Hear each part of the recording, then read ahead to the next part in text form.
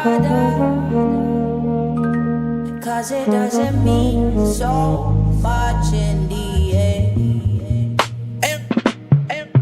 Dapat malaman, ipagpaliban, magkaipita, manalagay sa kagipitan. Nakapalit ako ng mga lawayan, di pa sanay. Pangkaraniwang mga tunog sa akin ay sa tenga napapasabay, napapasakay. Sa bawat hangarin ko lamang maayos ang buhay ng kasama ko si inay. Huwag ka patangay, laro lang ang buhay kaya sumabay. Sa biyaheng pabago-bago din ang ihip, kaya minsan din ako natatangay. Sa agos ng buhay pa nagbibigay, patunay lang sa mga nakasabay. Diretso ang ruta, ano man mangyari, wag ka din na magpapatangay. Sa una lang yan, marami man ang sumubok sa akin na iilan. Di na binigyan, alam ko naman kahalagahan, kaya hindi nalilingunin yan. Alam ko naman, marami pa sa'kin dyan nag-aabang. Makita man nila na mapatagumpay o bumalik na lang sa nakaraan. Di kinumpara, usa kumbaga, sarili ko babangon pag nadapa. Sarili ko lamang natatapik pag nakikita ko din na nababalisa. Tanong sa sarili ko, kaya ko pa, kahit matira na lang din mag-isa. Wala nang pake kung sino sang ayon, sige magpadayong kahit anong alon pa Sa yan. kadiliman, sinundo ako na ang hindi ko alam kung liwanag. Marami lumapit sa akin kasi yung utak ko di pa panatag.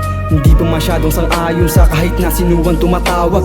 Mainam pa para sa akin ang masikip kisa sa malalawak. Kapag hinatak sa katayuan, mas pinipili ko na umupo. Wala rin namang patutunguhan kung pipiliti ko pang tumayo. O sabay lang sa agos ng ating buhay, sige sumali ka lang sa laro. Hindi na depende ang kinikilos, lalo kapag gusto mo lumago. Wala na yung takot ko sa dibdib, pinalitan na nila ng awa. Hindi lang abuso ang naranasan, naubos na rin pati pangunawa. Kaya lumawak ang isip, pinipilit na sumilip mga bagay na kahit minsan hindi ko naman iniisip. Napapaisip na lang din, bibiguin o tutuparin mga pangarap ko sa aking utak. Hanggang ngayon nandito pa din.